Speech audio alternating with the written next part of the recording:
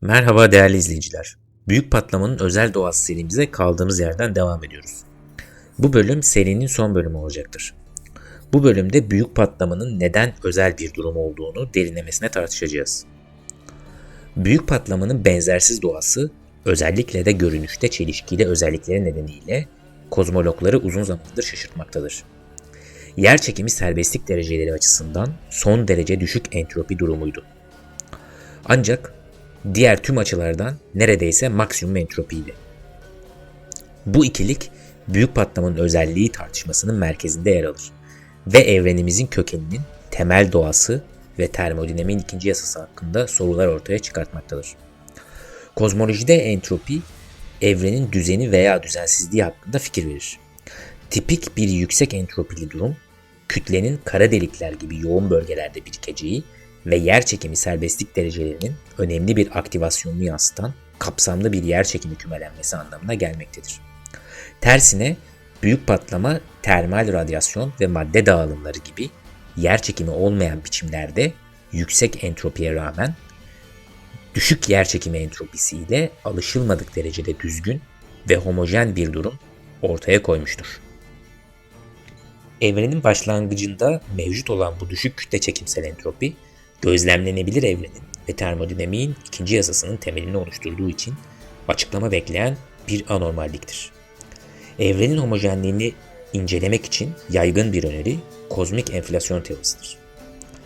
Bu teori büyük patlamadan sonra 10 üzeri eksi 36 ile 10 üzeri eksi 32 saniye arasında gerçekleşen hızlı bir üstel genişleme evresinin başlangıçtaki düzensizlikleri düzeltebileceğini, tek düze bir kozmik arka plan oluşturabileceğini ve ufuk sorununu evrenin bölgelerinin görünüşte hiçbir zaman temas halinde olmamalarına rağmen neden benzer özelliklere sahip olduğu problemini çözebileceğini öne sürmektedir. Enflasyon bu dramatik genişlemeyi yönlendiren ve teorik olarak uzaydaki ilk kümeleri veya anizotropileri düzelten varsayımsal bir enflasyon alanının varlığını varsaymaktadır. Ancak Roger Penrose bu enflasyonist çerçeveyi genişleterek ve eleştirerek büyük patlamanın düşük entropisinin temel sorununu ele almada başarısız olduğunu savunmaktadır. Enflasyon düzensizlikleri düzeltir. Ancak bu zaman simetrik, dinamik yasalar tarafından yöneltilen bir çerçeve içerisinde gerçekleşmektedir.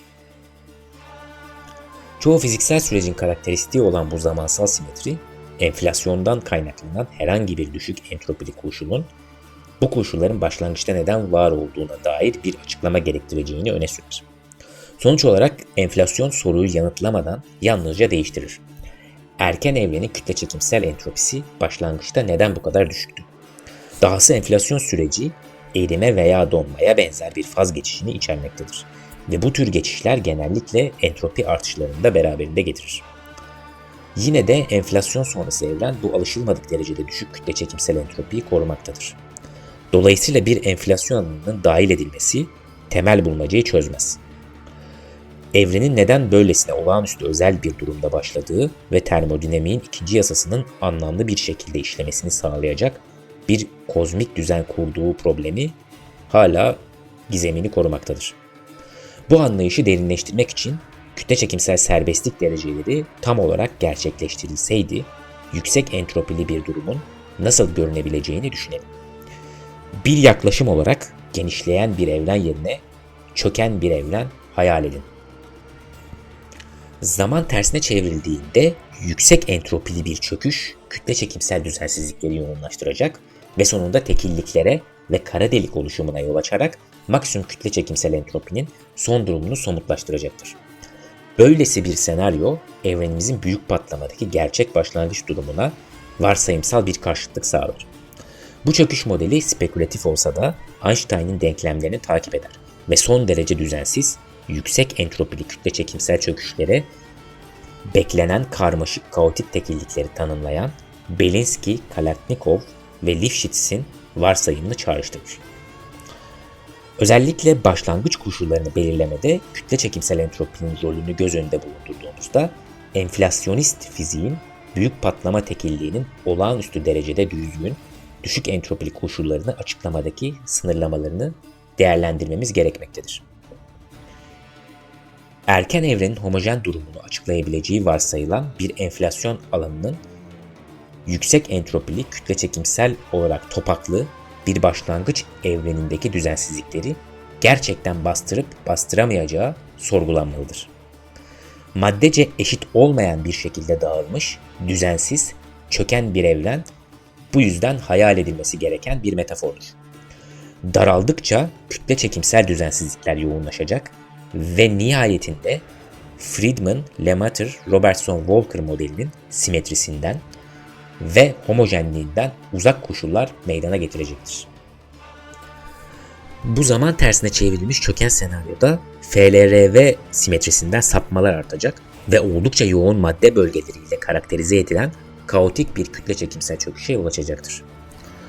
Böylesi bir çöküş muhtemelen çok sayıda kara deliğin oluşumuyla sonuçlanacak ve kütle çekimsel karmaşıklık açısından zengin ve potansiyel olarak BKL varsayımının kaotik yüksek entropili tekillikler tanımına uyan entropik dağınık bir tekillikte sonuçlanacaktır. Bu senaryo genişleyen bir evreni temsil edecek şekilde tersine çevrildiğinde başlangıç durumu gözlemlenen düşük entropili büyük patlamadan çok farklı son derece yüksek entropili bir tekilliğe benzeyecektir. Yani burada zamansal bir geriye dönüş olarak evreni modelledik ve zamansal geri dönüş neticesinde yüksek entropili durumun oluşması gerektiğini formülize ettik. Bu da büyük patlamadaki düşük entropili kütle çekimsel olayların, kütle çekimsel dağılımların asimetrik doğasını ortaya koymaktadır. Düzgün tek düze bir köken yerine başlangıç tekilliği birden fazla çatallanan beyaz deliklerden, yani kara deliklerin zaman tersine çevrilmiş karşılığı şeklinde ifade edilmekte meydana gelecektir. Bu alternatif başlangıç durumu büyük patlamada gözlemlenen homojen düşük entropili tekillikten çok daha büyük bir faz uzay hacmini kaplayacaktır. Ve bu da böyle kaotik beyaz deliklerin egemen olduğu bir başlangıç durumunun istatistiksel olarak evrenin başlangıcı için çok daha olası bir yapılandırma olacağını düşündürmektedir.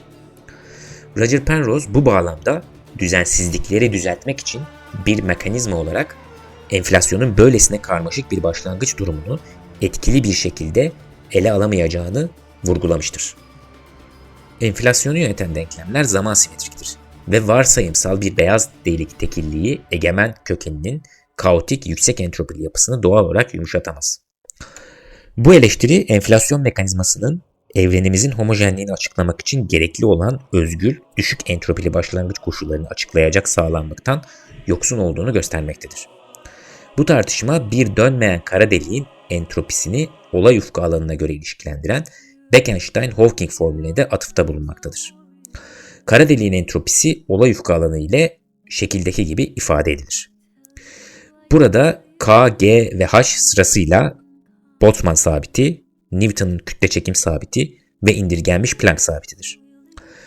Planck birimlerinde bu A/4 olarak basitleştirilir.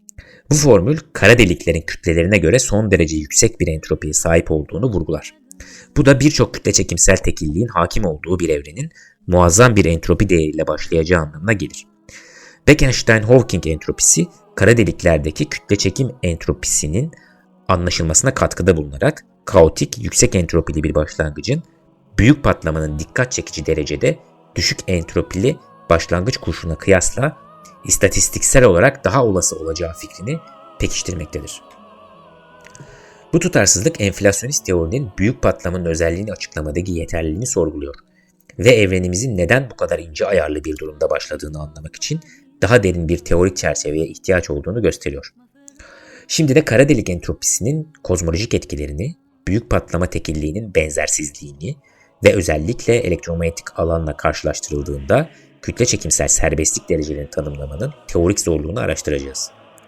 Tartışmamız büyük patlamanın özel düşük entropili başlangıç durumunun istatistiksel beklentilere neden meydan okuduğunu vurgulamayı ve farklılığı açıklamak için daha derin bir teorik çerçeveye ihtiyaç olduğunu göstermeyi amaçlamaktadır. Öncelikle mevcut evrenin entropisi ezici bir şekilde kara delikler, özellikle de galaktik merkezlerdekiler tarafından domine edilmektedir. Gözlemlenebilir evrenin tüm kütlesi tek bir kara deliğe sıkıştırılsaydı, ortaya çıkan entropi yaklaşık olarak 10 üzeri 124 olurdu. Ve bu da Boltzmann'ın entropi formülüne göre 10 üzeri 24'lük muazzam bir faz uzayı hacmini gösterirdi. Buna karşılık evrenin ayrışma anındaki kozmik mikrodalga arka planı entropisi çok daha düşüktür ve faz uzayı hacmi yaklaşık 10 üzeri 89'dur. Bu aşırı farklılık evrenin büyük patlamada gözlemlenen düşük entropili durumuna kendiliğinden ulaşma olasılığının rastgele bir başlangıç yapılandırılması varsayıldığında astronomik olarak çok çok küçük olduğu anlamına gelir. Böyle bir rakam büyük patlamanın başlangıç koşullarının temelde farklı bir açıklayıcı model gerektirdiğini göstermektedir. Bu durum büyük patlama tekilliğinin doğası hakkında sorular ortaya çıkarır. Yüksek entropili düzensizliklerle dolu, zamanın tersine çevrilmiş, kaotik bir çöküşe benzeyen bir başlangıç tekilliğini dikkate alırsak, böyle bir durumu büyük patlamanın gözlemlenen tek düzeliğiyle uzlaştırmak zor olacaktır. Karmaşık beyaz deliklerin egemen olduğu bir başlangıç tekilliğinin anlık bir olay olarak kavramsallaştırılıp kavramsallaştırılamayacağı merak edilebilir. Burada konformal diyagramlar aracılığıyla tartışıldığı gibi uzay zamanın konformal sınırı olarak bir tekillik kavramı önemli hale gelmektedir. Uzay benzeri bir başlangıç tekilliği belirgin bir başlangıcı temsil eden kozmik zamanın sıfır noktası olarak hizmet eder. İlginç bir şekilde Oppenheimer-Snyder çöküşü, kara deliklerin oluşumunu tanımlayan bazı kütle çekimsel çöküş modelleri gibi konformal yapılarında gerçekleşen, gerçekten de uzay benzeri tekillikler içerir. Bu uzay benzeri özellik, güçlü kozmik sansür varsayımına göre BKL tekilliklerinin de bir özelliğidir ve genel tekilliklerden beklenir. Bu varsayım tipik koşullar altında kütle çekimsel çöküşten kaynaklanan tekilliklerin olay ufukları tarafından dışarıdan görülemeyeceğini ve yalnızca atipik durumlarda çıplak tekillikler yaratacağını varsayar. Bu nedenle kaotik yüksek entropili beyaz delik yüklü bir başlangıç durumunda bile tekillikler için uzay benzeri bir karakter oluşturabilir. Bu büyük patlamanın tekilliğinin ayrı uzay benzeri bir an olarak algılanabileceği fikrini güçlendirir. Ancak böyle bir kaotik tekilliğin entropi koşulları gözlemlediğimiz düşük entropili büyük patlamanın koşullarından büyük ölçüde farklı olacaktır. Kütle çekim serbestlik derecelerini ölçebilecek ve düşük entropili büyük patlama ile yüksek entropili kaotik bir tekillik arasında ayrım yapabilecek matematiksel niceliği tanımlama sorusuna geçiş yapalım. Burada elektromanyetik alanla bir karşılaştırma değerli bir bağlam sağlar.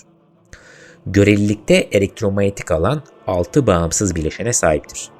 Her biri elektrik ve manyetik alan bileşenleri içeren üçer tane ikinci derece bir tensör olan Maxwell alan tensörü FAB ile temsil edilir.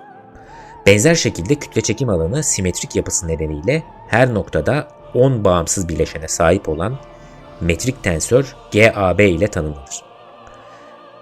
Tensörler koordinat dönüşümleri ve uzay zaman deformasyonları, difeomorfizmler altında yapılarını korudukları için genel görelikteki fiziksel varlıkları tanımlamada önemli bir rol oynarlar.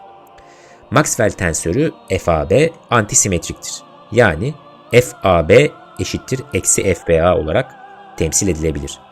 Metrik tensör GAB ise elektromanyetizma ile yerçekimi arasındaki temel farkları vurgulamaktadır. Elektromanyetik alana benzer bir şekilde kütle çekim serbestlik derecelerini ölçmek için özellikle kaotik, yüksek entropili ortamlarda kütle çekim alanının karmaşıklığını ve etkinleştirilmiş durumları yakalayan iyi tanımlanmış bir matematiksel varlığa ihtiyacınız olacaktır. Ancak kütle çekim entropisi karmaşık bir konu olmaya devam ediyor ve hiçbir tekil nicelik FAB'nin elektromanyetik alanı tanımladığı şekilde kütle çekim serbestlik derecelerini doğrudan özetlemiyor. Elektromanyetizmada Maxwell alan tensörü FAB, elektromanyetik alanın serbestlik derecelerini içeren hem elektrik hem de manyetik alanları göreli bir çerçevede tanımlar. Ancak elektromanyetik alanın bir kaynağı vardır. Bu da yük akım vektörüdür ve J ile temsil edilir. Bu vektörün uzay zamandaki her nokta için 4 bileşeni vardır. Bunlardan biri elektrik yük yoğunluğu ve diğer üçü elektrik akımının uzaysal boyutlarıdır. Sabit durumlarda elektrik ve manyetik alanlarının dinamikleri basittir. Yük yoğunluğu elektrik alanının kaynağı, akım yoğunluğu ise manyetik alanın kaynağı olarak hareket eder. Ancak sabit olmayan durumlarda etkileşim karmaşık hale gelir. Genel görelilikte kütle çekim alanı J gibi basit bir kaynak vektörüne doğrudan bir benzerliğe sahip değildir. Bunun yerine kütle çekim 20 bağımsız bileşene sahip Riemann eğrilik tensörü R'de kodlanan uzay zamanın eğriliği ile tanımlanır. Bu eğrilik tensörü iki parçaya ayrılabilir. 10 bağımsız bileşene sahip Weyl konformal tensörü C ve yine 10 bağımsız bileşene sahip Einstein tensörü E. Einstein tensörü E, Einstein'ın alan denklemlerinde ifade edildiği gibi elektromanyetizmadaki yük akım vektörü J'ye benzer bir şekilde yerçekiminin kaynağı olarak etkili bir biçimde hizmet eder. Burada şekilde gösterildiği gibi T, kütle enerji yoğunluğunu ve diğer nicelikleri temsil eden enerji momentum tensörüdür. Ve lambda G, kozmolojik sabitin katkısını temsil eder. Enerji tensörü T bu nedenle J'nin kütle çekimsel karşılığıdır. Weyl tensörü C ise doğrudan kütle enerji kaynakları olmaksızın serbest kütle çekim alanı bileşenlerini temsil eden Maxwell tensörü F'ye karşılık gelir. Einstein ve Weyl tensörlerinin gözlemlenebilir etkileri elektrik ve manyetik alanların bilindik etkilerine benzetilebilir. Einstein tensörü E, elektrik alanlarının yük dağılımlarını nasıl etkilediğine benzer bir şekilde büyüteç gibi davranır. Uzak nesnenin büyütülmüş bir görüntüsünü ancak bozulma olmadan oluşturacak bir şekilde uzay zamanı değiştirir. Öte yandan yerel maddeden bağımsız uzay zamanın serbest eğriliğini tanımlayan Weyl tensörü C, yalnızca büyütmek yerine arka plan nesnelerinin şeklini bozan bir astigmatik etki üretir. Bu kütle çekimsel mercekleme fenomeni Sir Arthur Eddington'ın Güneş'e yakın yıldızların görünür yer değiştirmesini ölçtüğü 1919 yılında güneş tutulması sırasında gözlemlenmiştir. Güneşin kütle çekim alanı bir mercek gibi davranarak arka plandaki yıldızların ışığını büktü ve Einstein'ın öngörüsünü doğruladı. Bu merceklenme etkisinde E büyütme üretirken C uzak nesnelerin biçiminde bozulma veya eliptikliğe neden olur. Bu kütle çekim alanının ışık üzerindeki etkisinin açık bir göstergesidir. Kütle çekimsel merceklenme o zamandan beri kozmolojide güçlü bir araç haline gelmiştir ve karanlık madde gibi başka türlü görünmez olanlar da dahil olmak üzere kütle dağılımlarının incelenmesini mümkün kılmıştır. Uzak galaksileri gözlemlerken araya giren büyük nesnelerin galaksi kümeleri gibi kütle çekim alanları arka plan galaksilerinin şekillerini bozarak kütle dağılımlarını çıkarmak için istatistiksel olarak analiz edilebilen bir eliptikliğe neden olur. Bireysel galaksi görüntüleri zaten doğal bir eliptikliğe sahip olsa da çok sayıda galaksiyi analiz etmek, araya giren kütleye atfedilebilen tutarlı bozulma desenlerini ortaya çıkarmaktadır. Bu bozulmalar gökbilimcilerin evrendeki hem görünür hem de karanlık maddenin dağılımını haritalamalarına olanak tanır. Uzak galaksilerin eliptikliğinin çıplak gözle görülebildiği bu tür kütle çekimsel merceklemenin bazı çarpıcı örnekleri bu yöntemin etkinliğini göstermektedir. Burada ana tartışmamız Weyl tensörü C'nin uzay zamanın konformal eğriliğini, özellikle de büyük patlamanın tekilliğiyle ilişkisini tanımlamadaki rolü etrafında döner. Bu durum büyük patlamanın özelliğini, o başlangıç noktasındaki kütle çekim serbestlik derecelerinin ortadan kalkmasıyla karakterize etmenin bir yolu olarak Weyl eğrilik hipotezinin önerilmesine yol açmıştır. Bu da kara deliklerde bulunanlar gibi tekilliklerdeki yoğun kütle çekim entropisiyle keskin bir tezat oluşturur. Weyl tensörü C, uzay zamanının konformal eğriliğini yönetir ve uzay zamanının sıfır koni yapısını düz Minkowski uzayından nasıl saptığını özetler. Bu sapma ışık ışınları demetlerine elipslik getirerek yollarını bozar. Örneğin kütle çekimsel merceklenmede C'nin etkisi uzak nesnenin görüntülerine verdiği gerilme ve elipslik yoluyla görünür hale gelir ve kütle dağılımlarının uzay zamanının dokusunu bükmesinin etkisini yansıtır. Büyük patlamayı anlamak için kritik bir öneri, kütle çekimsel serbestlik derecelerinin bu ilk tekillikte tamamen uyarılmamış olmasıdır. Fiziksel terimlerle bu, Weyl tensörü C'nin büyük patlamada sıfır olduğunu, kara deliklerdeki gibi son tip tekilliklerde C'nin davranışının aksine iraksadığı veya oldukça düzensiz hale geldiği anlamına gelir. Kara delik oluşumunun Oppenheimer-Snyder çöküş modelinde C tekilliğe yaklaştıkça sonsuza doğru eğilim gösterir. Ve bu da kütle çekim serbestlik derecelerinin kaotik ve entropik bir şekilde maksimum düzeyde uyarıldığını temsil etmektedir. C'nin bu ayrışması maddenin kendi kütle çekimi altında çökmesiyle aşırı kaotik salınımlar sergileyen BKL tekilliklerinde daha da belirgindir. Bu ayrımı tanımlamak için Weyl evlilik hipotezi önerilmiştir. Büyük patlama gibi başlangıç tipi tekilliklerde C kaybolur ve kütle çekim serbestlik derecelerinin bastırıldığı mükemmel derecede düzgün, düşük entropili bir kökeni sembolize eder. Ancak böyle bir koşulu titizlikle tanımlamak zordur.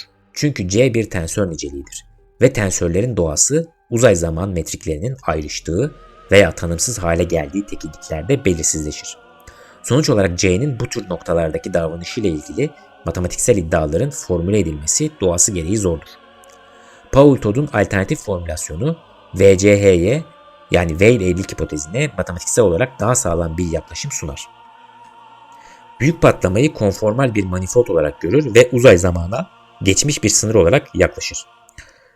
Bu kavram büyük patlamanın düzgün ve homojen olan ve iyi tanımlanmış izotropik bir köken oluşturan bir geçmiş sınır şeklinde hareket ettiği tam olarak simetrik FLRV modellerinde ele alınmıştır. Ancak Todd'un önerisi bu fikri FLRV simetrisinin ötesine genelleştirmekte ve büyük patlamanın daha az idealize edilmiş kozmolojik modellerde bile pürüzsüz, iyi tanımlanmış bir sınır olabileceğini ima etmektedir. Düzgün konformal bir sınır gerekliliği altında Todd'un VCE formülasyonu C'nin büyük patlamada en azından sonlu olduğunu ve başlangıçtaki tekilliğin doğası üzerinde önemli bir kısıtlama sağladığını dayatmaktadır. Bu formülasyonu daha da açık hale getirmek için hipotez, uzay zaman manifoldunun matematiksel olarak bir konformal manifold şeklinde ve bu manifoldun biraz ötesine uzatılabileceği ifade edilebilir. Bu uzatma fiziksel olarak anlamlı şekilde yorumlanmamalı veya büyük patlamadan önce anlamına gelmemelidir. Bunun yerine C'nin başlangıçta düzgün ve sonlu kalmasını sağlamak için matematiksel bir araç olarak hizmet eder. Ancak burada ilgi çekici bir soru ortaya çıkmaktadır. Bu matematiksel uzantı salt biçimciliğin ötesinde bir şeye işaret ediyor olabilir mi? Bu düzgün konformal yapı daha derin bir sürekliliği, belki de bir önceki evreyi veya başka bir durumu ima ediyor olabilir mi? Görünüşte matematiksel bir araç olsa da bu düşünce bu tür uzantıların fiziksel çıkarımlarına sahip olup olamayacağı ve potansiyel olarak kozmik başlangıçların doğası hakkında yeni bakış açılarına yol açıp açmayacağı konusunda bizleri spekülasyona davet etmektedir. Evet, bu video serimizde büyük patlamanın özel doğası hakkında teorik ve kavramsal altyapıyı oluşturduk. Bu kavramsal altyapıdan hareketle bundan sonraki video serimiz konformal döngüsel kozmolojiler ve evren modelleri üzerinde olacaktır.